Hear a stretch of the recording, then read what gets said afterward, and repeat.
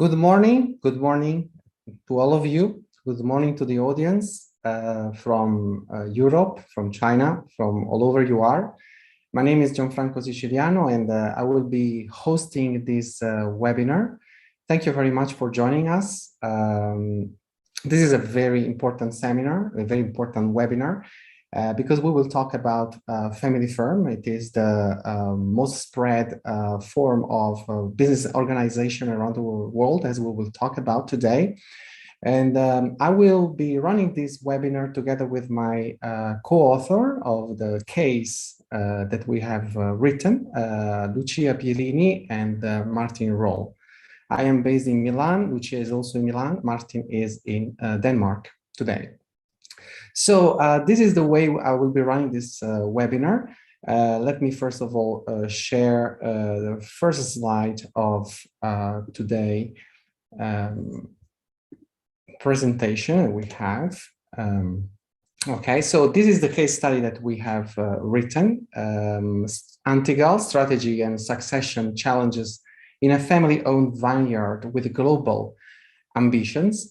And this is, of course, welcome to the webinar again. This is the agenda that we will be following. We'll give a quick introductions about us, about the authors of the case, about the company that is the subject of the case study. And then together with Martin, we will be talking about issues and themes that we face in this specific case for about 20 minutes. Then we will have a discussion among us about 10 minutes, and we will devote the last 15 to 20 minutes to your questions, and we will answer them. This case, remind you, has won 2 global awards in 2022. The first is the EFMD Case Writing Award. EFMD is the European Foundation for Management Development, founded in 1972. It is a global non-for-profit membership-driven organization that is dedicated to management development. And it is recognized globally as an accreditation body for business schools, for business school programs, and corporate universities, with more than 950 institutional members around the world in 90 countries of the world. The second award that this case has won is the CEIBS Case China Case Center Award. It has won the first prize in the 2021 global context. Okay, so let me now give you a quick outlook on us. I am Gianfranco Siciliano again, and I'm assistant professor of financial accounting at the CEIBS.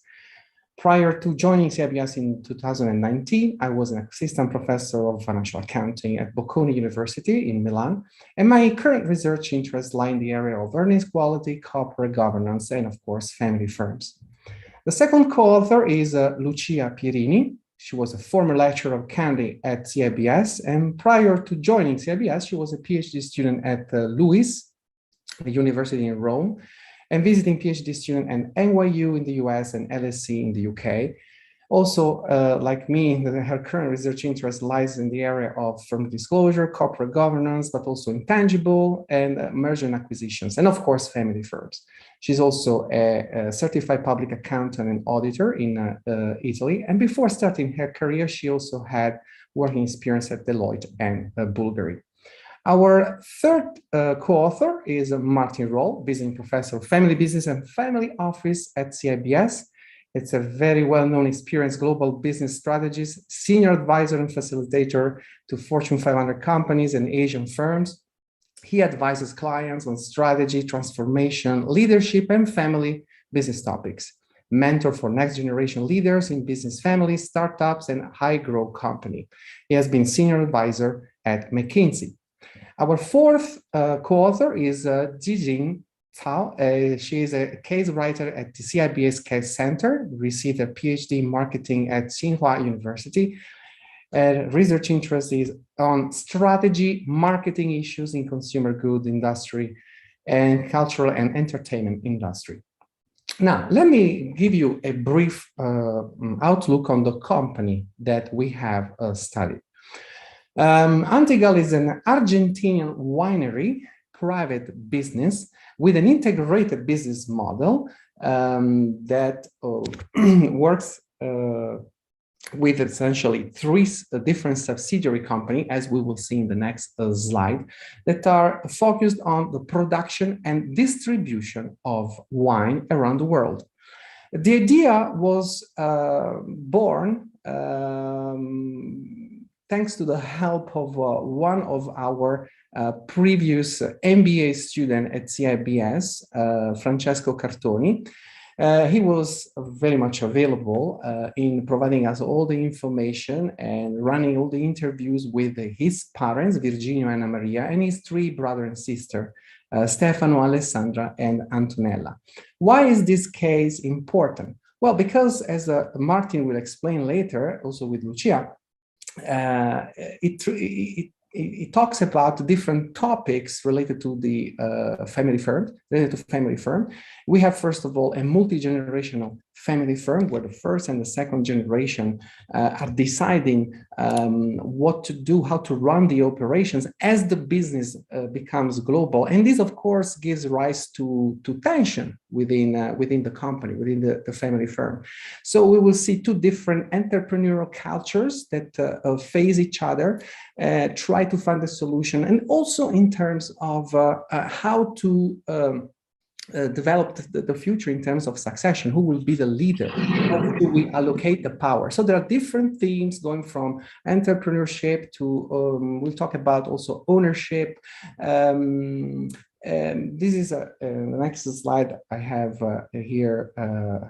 You can see the family. You see Francesco, the guy on the top of this picture, the mother, Anna Maria, and Virgilio, the father, on the right hand. And this is the business. Mainly was born, let's say, in South America, and then it expanded later on in the US. Finally, they're deciding to run it now also in China since a couple of years. It is a company with about $10 million of turnover, of revenues, and this is their main brand wine, Uno, that has won different prizes and recognitions around the world. This is a little bit of the history of the company. The company originally, when the Cartoni family was not yet the owner of the company, was born in 1897. So we're talking about a firm that is more than 1 century old. And only in 2016, the Cartoni family took full control of the company. So as you can see, it has a long history. And now I would like to leave the floor to Martin, okay, one of my co-author and colleague, who will discuss more in depth about the theme that we have faced in this case. Martin, please, the floor is yours. Fantastic, Gianfranco. Thanks for the nice introduction to our case here, which is very vivid, but also to all our viewers, participants out there. Welcome to the webinar here. Very pleased to be here with my co-authors and all our colleagues behind this at CEIBS, as you can see. Why do we deal with a kind of a family-owned company in the first place? Because we do it because they're very prominent, and most of the firms worldwide are actually family-owned in one way or the other. But the fact is, if you're not in the industry, you might even work in a family-owned company, but most people don't think about the family-owned companies because they are just businesses when it comes to it, but they come with some very interesting strings attached. They come with some challenges, but also wonderful opportunities. And what you see on this slide is just a couple of numbers. They are predominantly part of all the companies you see worldwide. They're a big part of the employment, the GDP, and all that. But you also see what we have covered in our case. They're very entrepreneurial. And you also see next generations are coming in. And you could also argue with family firms being so predominantly, they probably also have kind of a force for good when it comes to that. So that's kind of the patchwork that we got into. Now, family firms, next slide, is quite interesting because in the context of CEIBS here, you see a Chinese proverb. I mean, you will see the first generation that kind of is building the company, and then the second generation comes in, which is kind of more like managing it, and sometimes third generation may destroy it. In fact, only 3 to 5% of the global family firms on average would survive after the third generation. So it comes in a very interesting background when we discuss it. So next slide. Why do we did this case here? We set it out because there were so many ways to tackle here, but I think what we have tried to put into the case are a couple of key objectives here. As Gianfranco mentioned in the beginning, ownership and governance are very important elements when it comes to it. But that doesn't mean just trying to move forward on what you do. It's also about balancing the legacy and the heritage with the wine industry, the founders in the case, and what actually made the company being great, but also by renewing it and put some innovation in. And you will see that with the first and second generation that we have in the case. With that also comes professionalization, because if a family firm has to survive across generations, we need to somehow professionalize, we need to institutionalize it a bit. It doesn't mean it has to be bureaucratic, but we may want to work with external leaders, we might have more KPIs, we might have more transparency, we might have experts from the outside.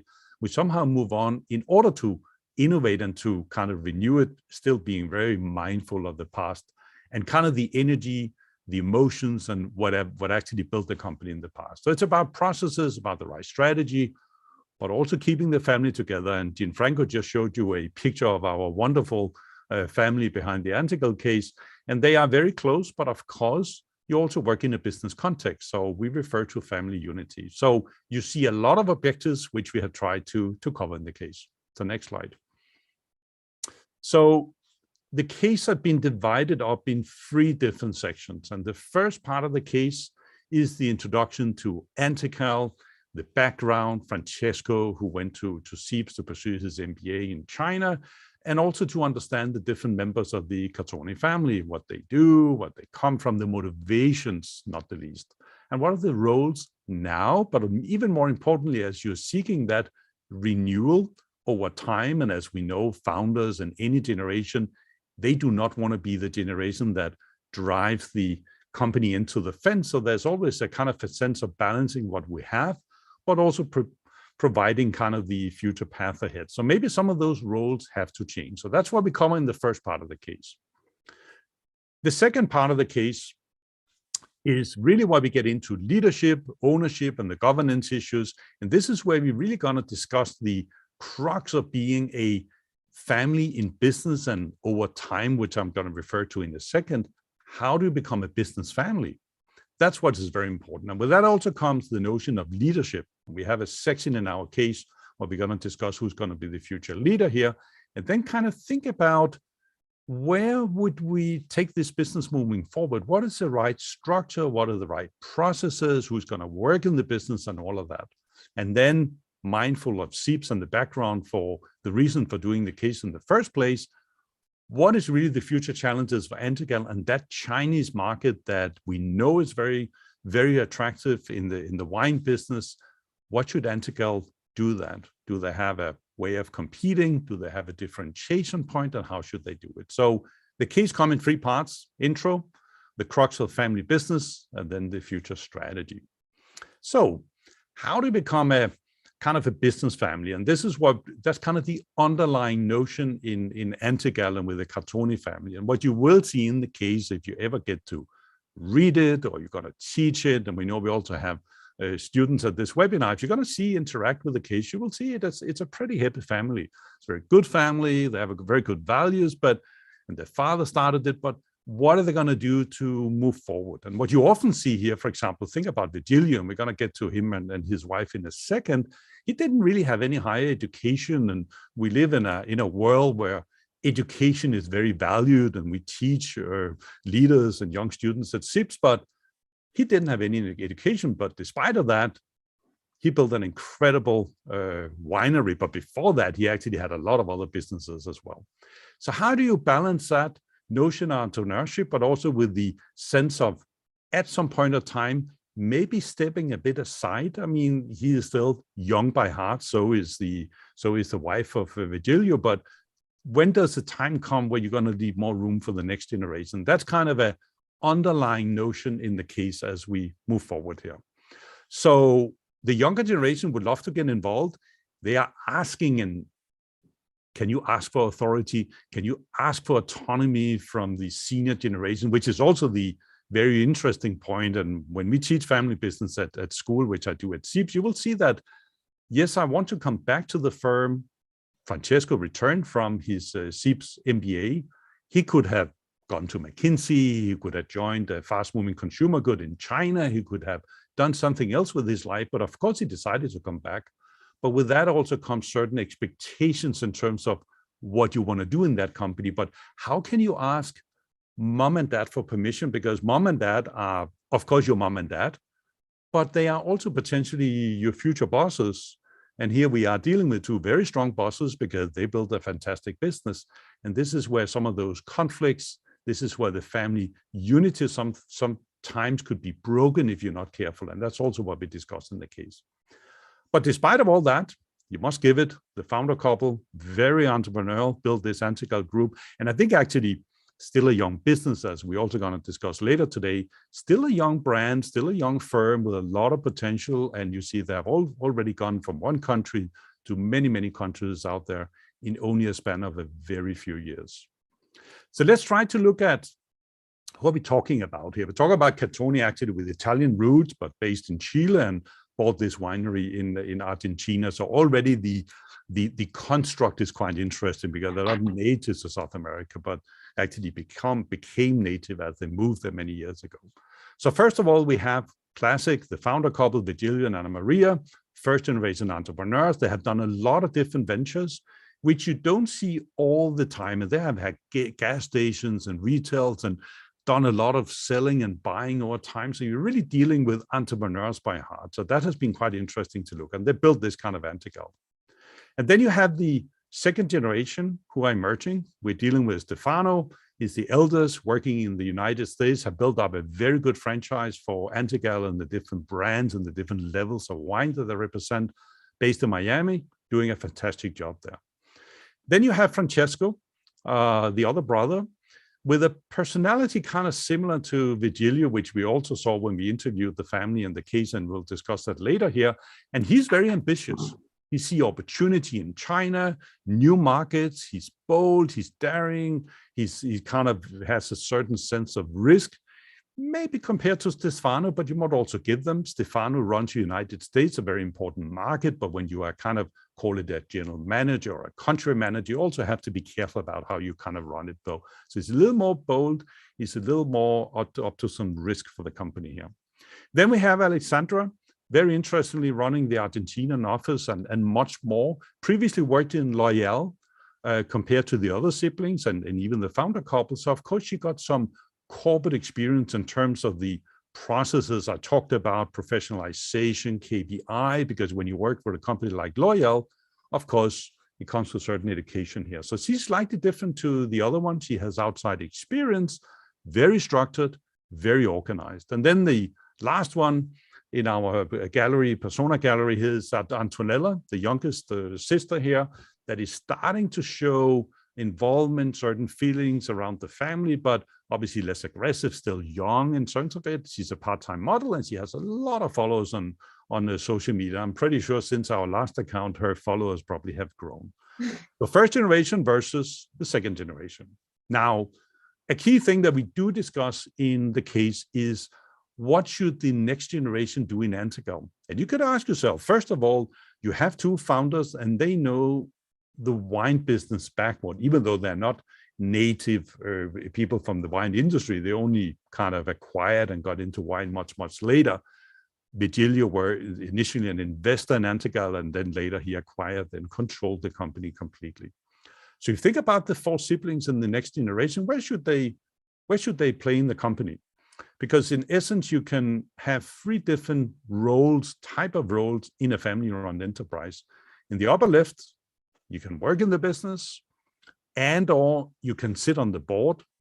Antigua has a board, but it's not very formalized because it's still very, very family-based, being kind of a first-generation family, now starting to really get the second generation in. And or you could also be a responsible shareholder. And sometimes you decide just to work in the business. You had nothing to do with the board governance, maybe because you're not allowed to do it. Sometimes you decide that I don't have a role to play. I rather want to have someone else to do it, hire an outsider, and I will sit on the board and be the long-term steward of the company.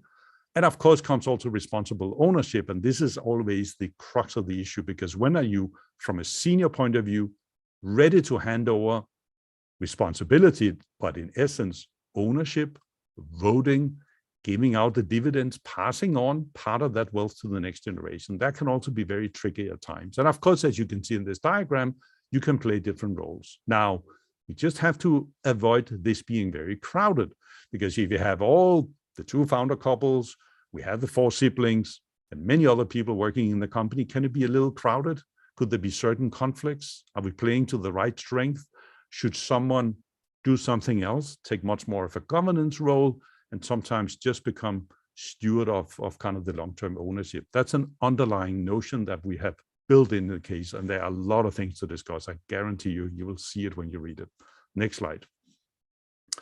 So there's definitely motivation here. We brought this quote to you. There we have a couple of quotes in the case here, but there's a wonderful one from Francesco, our former MBA student at the CEIBS, second generation. You know, as a family member, I feel responsible for taking the business to the next level. You already see the attachment here, where it deserves to be, because it was very poorly managed before the family came in, and when they kind of reignited it, the Antigua brands and the portfolio brands, but it also has a huge potential. And that's also what we saw in the case, and you'll see it throughout. Francesco, as I told you, he's a little more kind of risky, he's bold, he's kind of pushing for Antigua to get out there to really get things moving in that sense. So another discussion in the case is management succession. Who should really be the next CEO in Antigua? Because for now, it is run by Virgilio and his wife, and kind of co-shared, because I mean, it's not a very power-distant company. They work very well together. They're very excited. They go on holidays together. So there's a lot of family unity. So all in all, what you observe as an outsider, what we did over a significant period of time, they're very close to each other. But of course, one question is, in terms of your profile of the CEO, should it be Francesco? Should it be any one of the other ones? We know Antonella is a bit too young for that. Could it be Stefano? He has a lot of experience as a general manager. Or, which you often see, should we bring in a professional candidate with the benefits with that, but also sometimes with part of that agency cost that we often discuss in terms of having someone who's not a family member to run it. So what we do discuss is you need to have a certain emotional intelligence. You need to manage the boundaries between the family and business. And for example, imagine it was Francesco. If they were to decide that, they haven't decided yet, how do you manage then as a family member the boundaries between us being a family, and sometimes we just discuss business and management by being a family member yourself? That can be a pretty tough role at times. It could also give you certain insights, and you might be advantaged when you do that. It's about, over time, we see that bringing some kind of governance structure, maybe some board, some outsiders to the table, and the Catone family have used and are using outside advisors and people. They have a lot of people in their ecosystem. But of course, with the future business leader, board and governance is going to be a big issue, because we know if you don't get that right, it could be one of the reasons why eventually a family firm over time actually falls apart.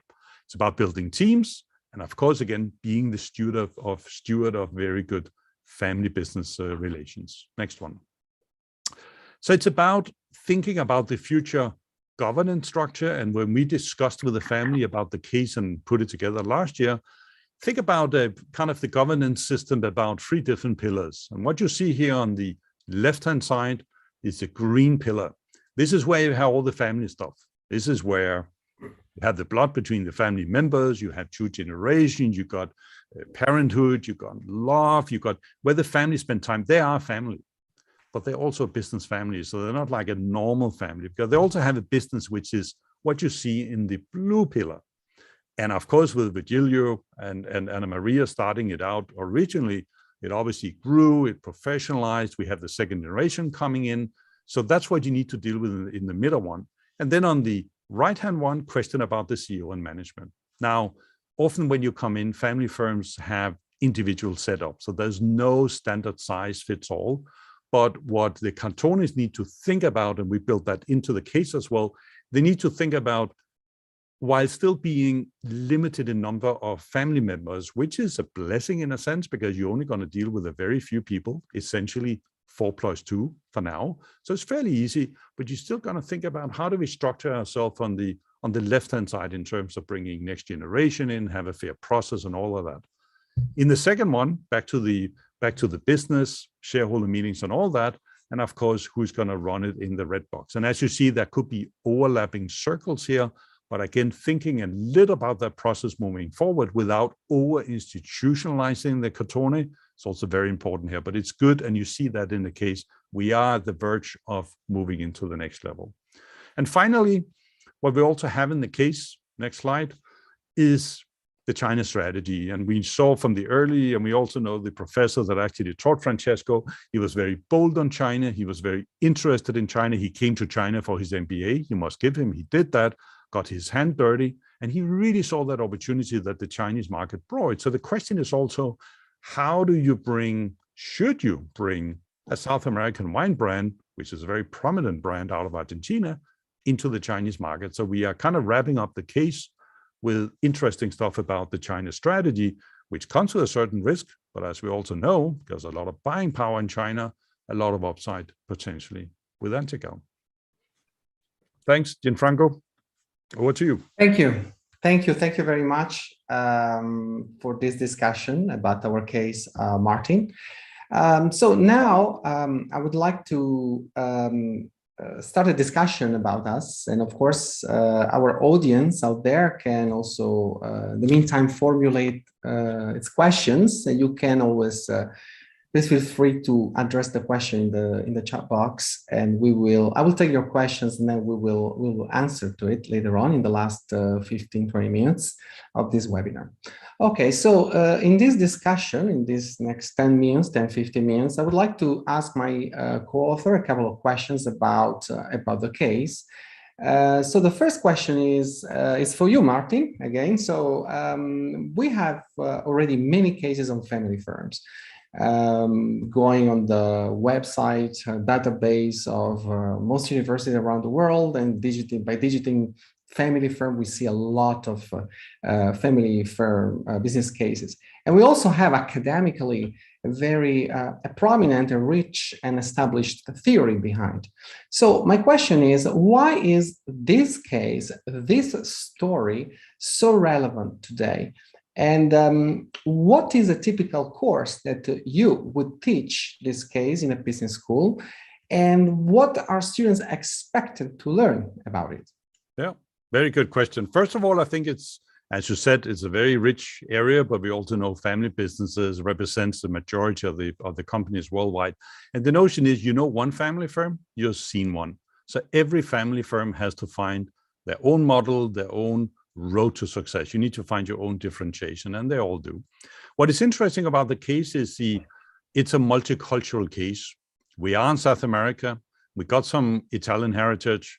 We have one brother up in the US, which is a huge market. We have Francesco going to China, and we have the two other sisters here, which so obviously they have a very big global outlook. So you have a company with a huge international potential, and bearing in mind, they are still 4+2 people. It's still a young company in a sense. Virgilio and Maria have been in business for years, but Antigua as a venture is still pretty new. So it's a very entrepreneurial case, and I think that's why we found it very interesting to go into. They are also exactly at the stepping stone, at the virtue where you need to think a little more about succession, about how to professionalize it, who's going to run it, the notion about China in the future. So it's also very interesting. And I think what students and educators will see in the case is that, I would say, to put it bluntly, we have a lot of doors open because there are a lot of different ways of doing things. So we don't necessarily present a very rosy picture. We also present a very complex picture, but obviously up to the educators and the students for that discussion. Where would you teach it? You would teach it in business schools and universities. I think you can teach it all the way from undergraduate, but typically for graduate and postgraduate studies, You will probably typically see it in an MBA class in the business schools worldwide, and we will, of course, adopt it also into our own MBA type of course. What are you going to get out of it? I think you're going to get out of it that the world is not perfect. And you will see that the Cotonis, in a sense, have a lot of different options. You will see that there are a lot of cultural dynamics behind it. Being in South America, and you could argue also bringing somehow a South American brand. Of course, wine is not foreign to us, and they produce a lot of good wine in Argentina and Chile and so forth, but also the opportunity that comes with that. And I think what we are presenting to the discussion in the audience in class is a dashboard with a lot of different drivers, how you want to play it. And it's also an underlying notion about, I spoke in the beginning about our objectives about legacy and heritage versus renewal and innovation. And that is always a pain point in a family firm, because how much are you going to rely on the past? How much are you going to drive into the future? And if you don't change yourself, someone else will it, and it's not going to be in your favor. So I think what they're going to get out of it is hopefully a bunch of good theory. We have a lot of good models built in. We have a good teaching note, but also that you really need to decide, if you were in the shoes of Francesco, for example, what are you going to do with Antigua? And of course, when is the time for Virgilio and Anna Maria not to become pensioners, because first generation people rarely become pensioners because they find it very hard to relinquish control somehow. I think that's what we want to present to the audience. Thank you, Martin. There is really a lot to learn from this case, and I personally learned a lot myself also by contributing to writing this case. So now next question is for Lucia. And so Lucia, can you tell us a little bit about the approach that you have followed, that we have followed to develop this case? I think this question is important for those in academia that are starting writing cases. So in a case like this that has won 2 awards, so what is the approach that you have followed? Okay, yes, thank you, Gianfranco. First of all, thank you everybody again for being connected to this webinar. I will keep my answer short to give to the audience the possibility to make further questions. So before mentioning some technical aspect of developing a good case study and therefore the approach, I would like to stress that according to me, 3 main factors are absolutely fundamental and are part of developing a good case study. The first one is the team. You have to rely and build a team that really support one each other, so the author themselves, but that really trust the idea, they see the potential of the case study. The second factor is the company that you are selecting. So I think that you have to think that the case studies is very interesting, that you will be willing to read the case. And the third factor that I think is fundamental too is to understand who there is on the other side, because you can have a strong team, you can select a very interesting case study, but you have to understand if people you are working with, in this case the Cartoni family, are people really willing to spend time in developing the case, if they again trust the idea and they see the potential of the case. Then let's go to some more technical aspect. The first one is the interview. The interview are very important, and Martin was really a leader in mastering the interview flow. We open with some open question, and then we ask more specific aspect. So with the interview, you collect many information. The writing style, of course, the style has to be catchy, but you have to try to empathize with the subject. You have to really make a sort of storytelling of the subject of the company. Another suggestion is reading other cases. Before writing the case, I read many cases, and I said, okay, I really don't like this case. I don't want to do the same mistakes, or I really like this case. For example, I prefer a case study with a lot of picture. I think it's straightforward to create a link with the topic.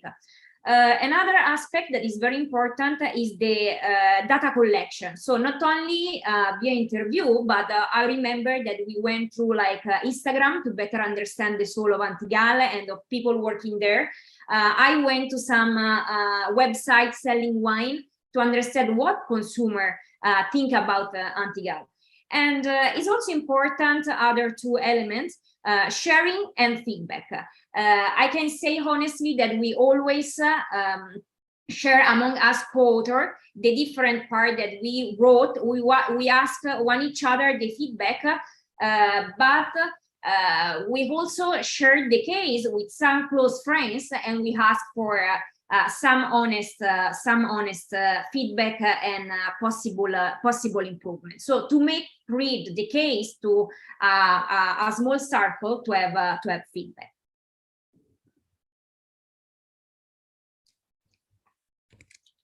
So about this, Lucia would like to comment also on what are the challenges that we encountered when we developed the case.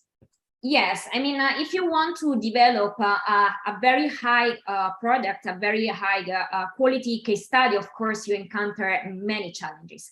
The first one is sharing the idea and convince other people, first of all, your co-author, that the case has the potential, but also, as I said, in this case, the Cartoni family. So to stress that the case as a sort of, can run a sort of win-win strategy for us to develop good teaching material, and for them, there should be in some way some benefit because they are giving you the time, your time, their time. So of course, for Antigua in this case was a sort of a free advertising. The interview process was very tough to manage because we ran many interviews with all the family members, with Miriam, the winemaker, and of course we were in different time zone.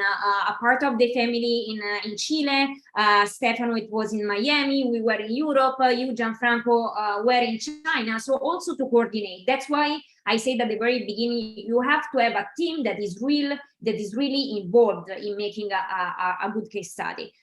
You have to deal also with the privacy issue.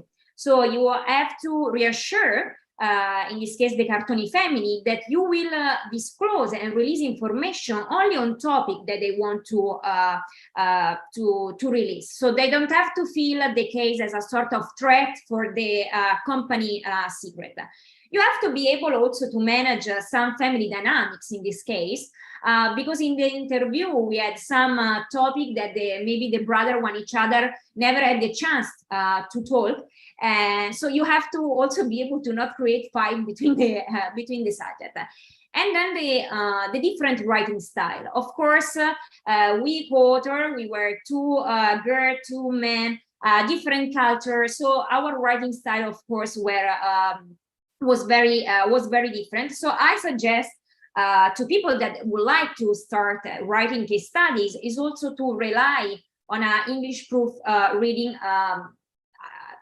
lady or guide to make more homogeneous the writing style. So okay. There are much more, but I think that is enough to explore. It was a pretty intense process, I remember, Lucia. So, Martin, back to you. Just a pedagogical question again, given your expertise in teaching as well. So, how do you expect, before we talk about where would you like to teach this case? Now, how do you expect to teach this case in terms of, the length? Because I think it's a pretty long case.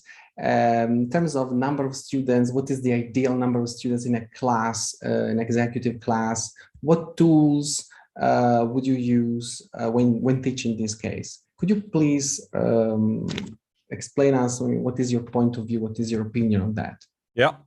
We deliberately made a very rich case, so obviously you can teach it in one lecture. Lectures typically being 90 minutes or an executive session, but we strongly recommend to have a double session, either same day or split over 2 days. But imagine you had a double session, that will give you 3 hours to discuss it.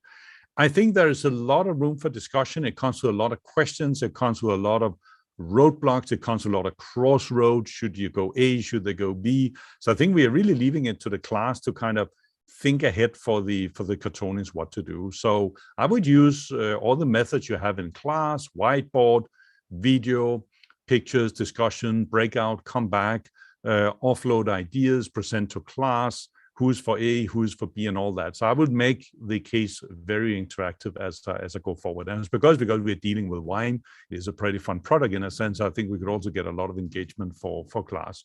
So we have given educators kind of an inroad to teach all the issues in the case, because we go all the way from the industry over entrepreneurship to the family business issues into the China question. Of course, that's a lot of things to deal with. But this is reality of a business family, and this is not a very unusual patchwork, because all business families are facing multiple issues at once, and you can't necessarily just tackle all of it one by one. You need to see it in context. So that's what we have tried to do. Thank you. Thank you, Martin. Lucia. Let's don't forget that we also have a second part of the case. This is the last question. In this second case, we tackle the financial statement analysis aspect, more in line also with our background of financial accounting educator. So we are talking about a private family company, all right? It is not institutionalized, doesn't have that big organization that public company have or big private company have. So can you tell us more about the financial challenges, okay, that a family firm faces when it is expanding its business internationally, okay? So I've talked in the past to some entrepreneurs who came to me and asked me, I would like to expand my business in China. I'm just a small entrepreneur here in Europe. How could I do that? So in terms of resources, in terms of access to funds, in terms of investment policy, did you have access to this internal information? Because again, we're talking about, as Martin said, a private family company, and as you mentioned also, we try to build this empathy in order to make them, reveal information to us. So was this information always transparent, understandable? And what will students learn in a financial statement analysis course learn from this perspective? Yeah. So if we can switch to the next slide. Okay. So as you say, this second case is much more technical and involved with the company evaluation of Antigua and brand evaluation. It was really nice to also develop this case because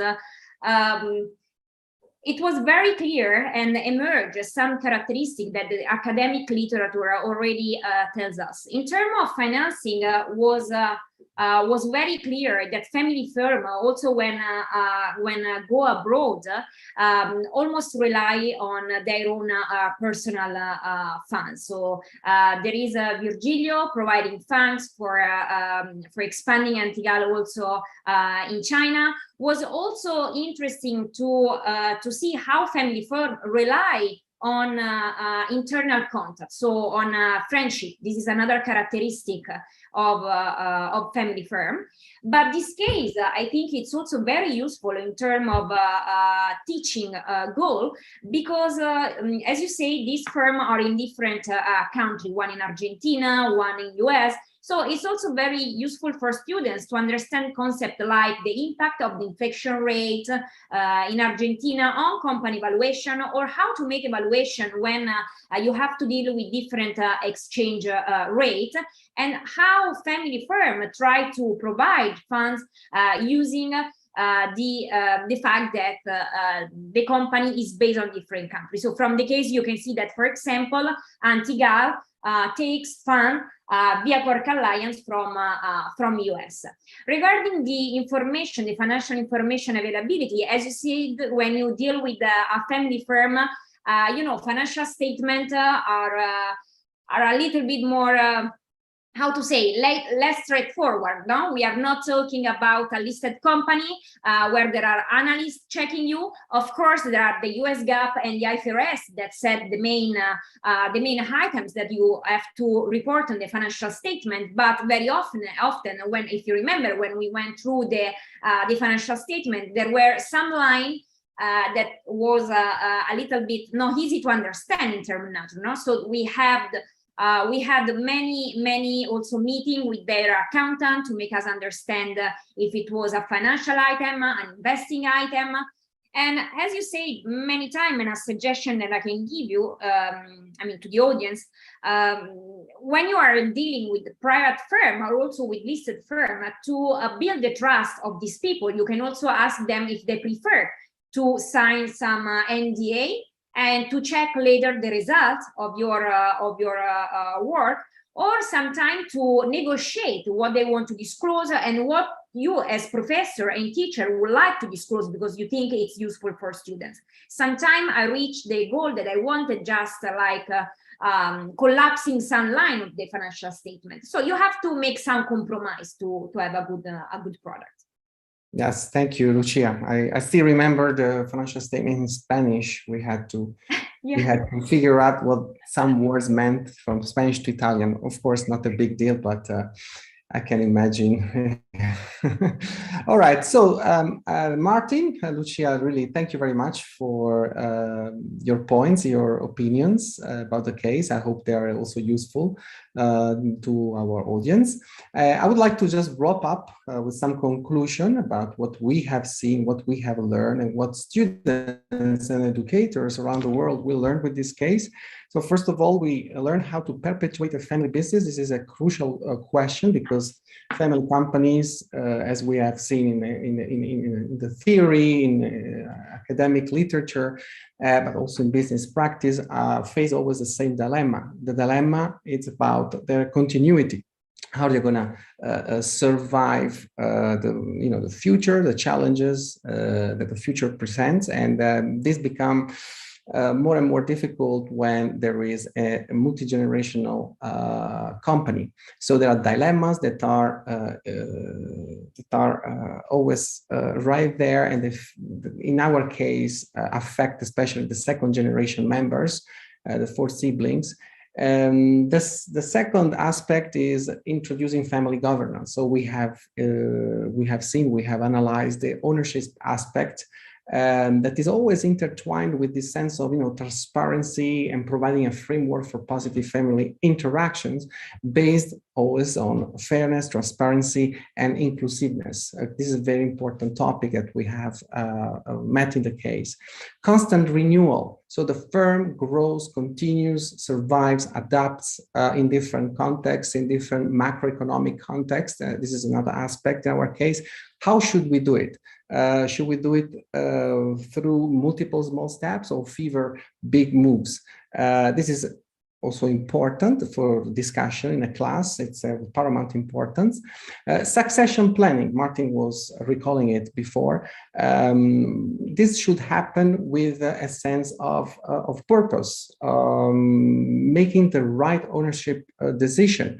How should we manage it? By professionalizing the business, and if we want to do so, should we hire an external expert? But then what are the costs of doing it? What are the benefits of doing this? And should always be accompanied by a successful succession strategy. This, of course, will entail some changes, some transitions, and which will provide challenges, sometimes crises, but how should we overcome it? So these are the most important, let's say, topics and theme that permeate our case. And I hope you enjoyed the discussion of in this webinar. And now I would like to give the last minutes of the time that we have, the last 10 minutes, to your questions and answer. I see some questions here. I will take them from the chat box here.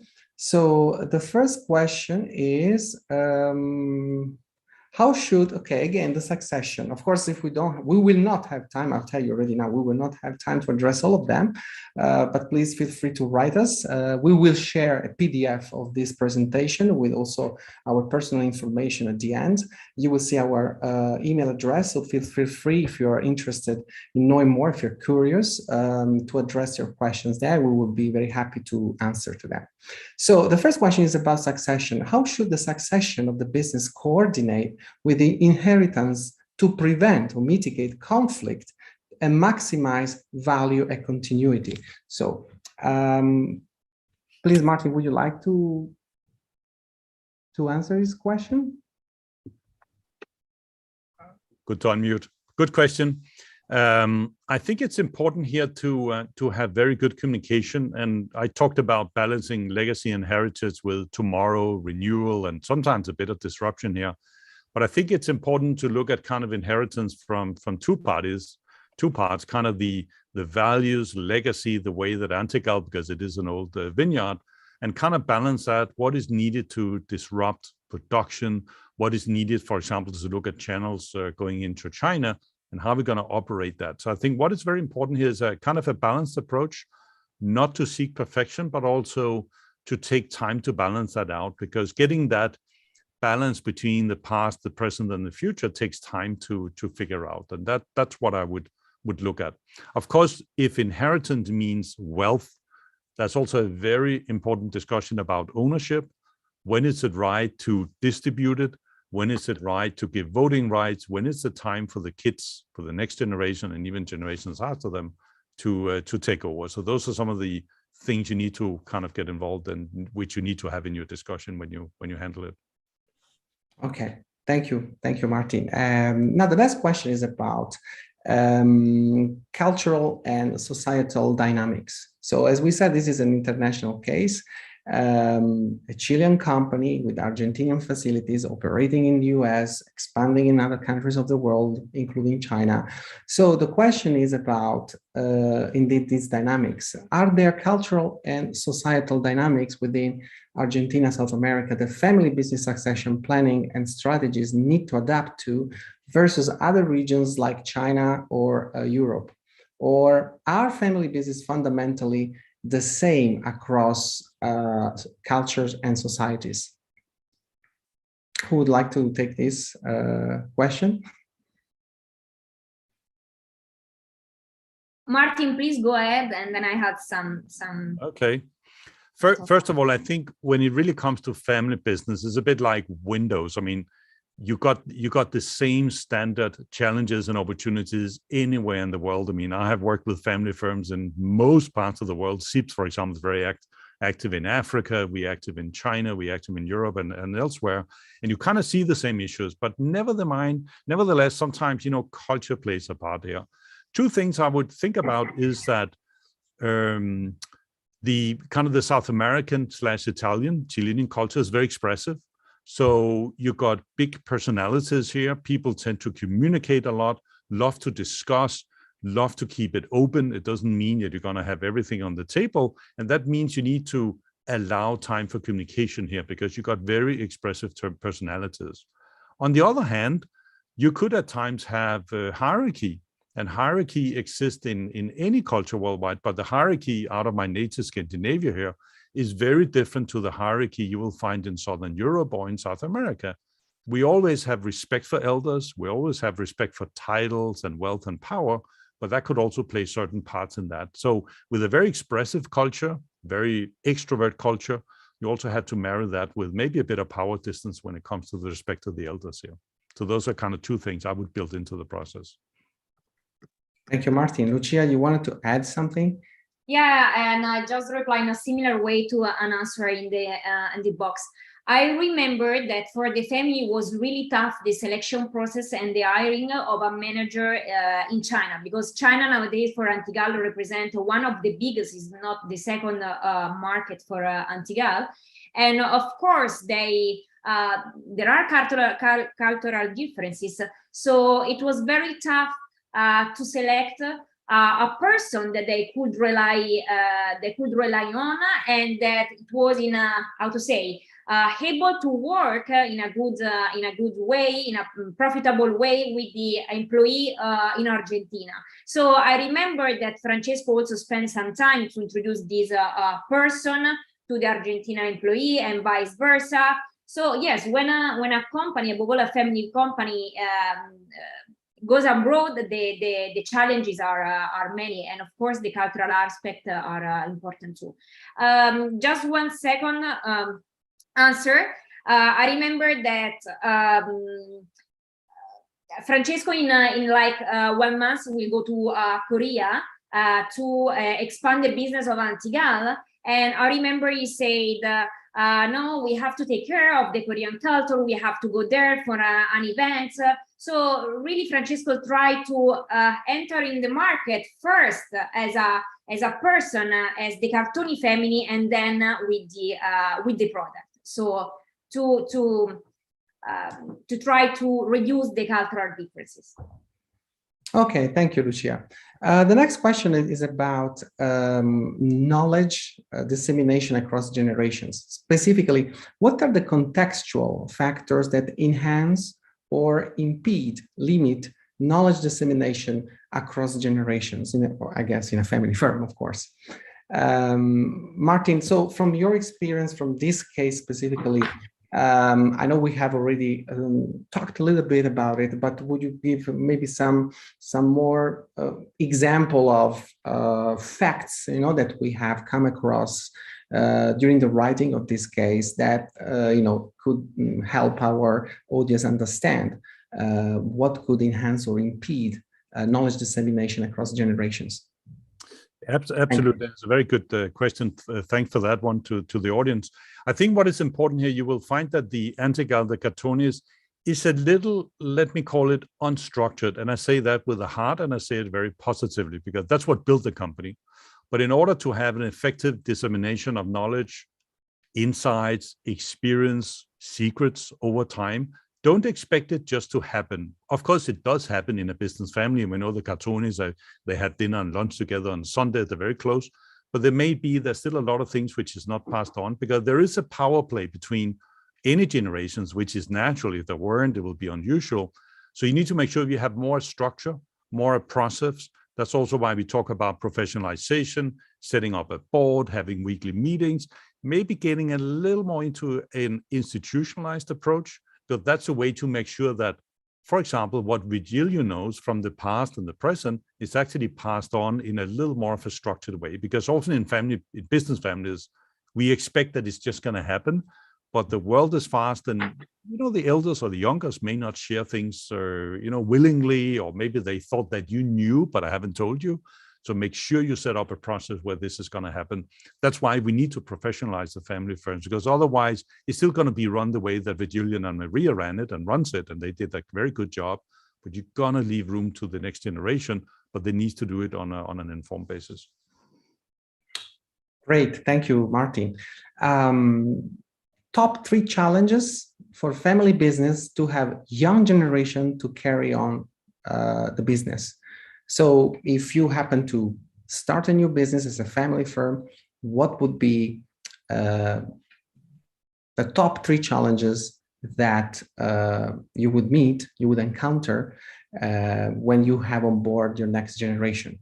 I mean, we have, I can tell here from the academic perspective that the literature has converged towards results that say that usually the second generation is not that skilled, doesn't have that relationship background that the former generation had, those that founded the firm.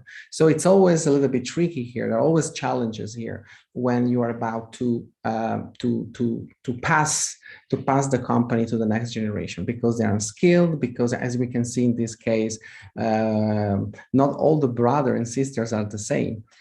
Although all of them are well educated, in contrast to their parents, they went to top business schools in the world, went to Wharton, they went to CEIBS, but they have different tastes, they have different orientations, they have different entrepreneurship predisposition, who is more risky, who is less risky. So having a second generation and having to decide to whom to pass the firm, it may create a lot of tensions, and we saw these tensions when we were running the interviews.